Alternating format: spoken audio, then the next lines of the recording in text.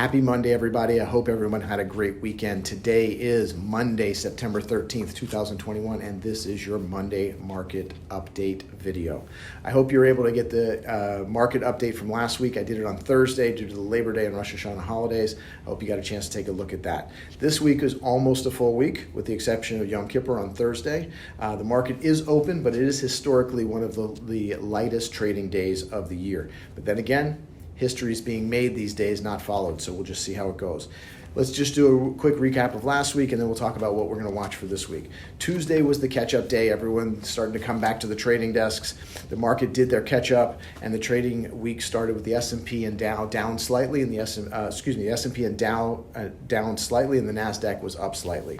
Wednesday had the JOLTS report on the job openings, come in at over almost a million jobs higher than was expected. That's almost 11 million jobs available in the United States. Now remember, labor markets are what the Fed's really watching right now, so that should be good news, just to see how that goes. Later in the day, debt ceiling news hit the tape, so the market did come back down. S&P down slightly for the day. Thursday started strong with a great jobs number, actually the best that we've seen since the pandemic. And some reaction to the end of the pandemic is near thought that came about when Biden announced his new mandates. But that rally was short-lived and the selling came back in. The market seemed to be setting itself up for the PPI number on Friday morning. Friday morning, hotter than expected PPI number brought some new selling into the markets, and after a short midday rally to try to regain some of that, it did sell off later in the day. It closed near the lows for the week. The worst week for the Dow since June. The Dow was down 2.11%, S&P down 1.69%, NASDAQ down 1.61%. It is notable that the international markets actually outperformed the U.S. markets last week. They were down, but they were only down slightly. So we did see some news that hit the markets last week that adds a little bit of risk to what's going on. We began to hear from a few companies. That was just a few companies, and we saw another one this morning in 3M, but they are starting to come out with earnings warnings due to COVID. And what are those? That's supply chain issues. We've talked about these supply chain issues. That's reduced demand. We saw that from the airlines last week. They made some announcements, and there's margin pressures. This will be something that we have to watch for, because with valuations where they are right now and estimates into 2022 earnings, if we start to see those 2022 earnings start to come down a little bit, then there may be some repricing into the markets.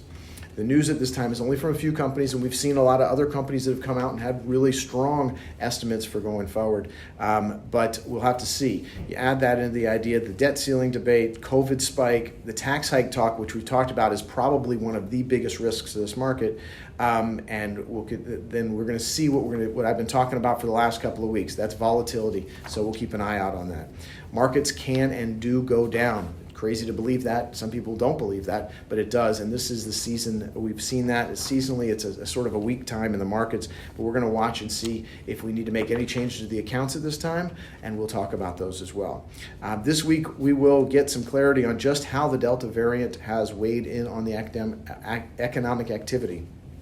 Remember, we've seen a lot of data so far that shows that it really hasn't done much to the economy. So let's see what happens this week. We'll start with CPI tomorrow. That will probably be the most important, as will give us some inflation information. That probably will move markets tomorrow. So we'll also see the Empire Manufacturing Survey, Philly Fed Manufacturing Report. Add to that retail sales report for August on Thursday and the industrial production report on Wednesday. We'll also get our normal weekly jobless claims on Thursday, consumer sentiment on Friday. So the market really will want to see that the Delta variant has not pulled the rug out from underneath this economic recovery, and that's really the key to this market right now.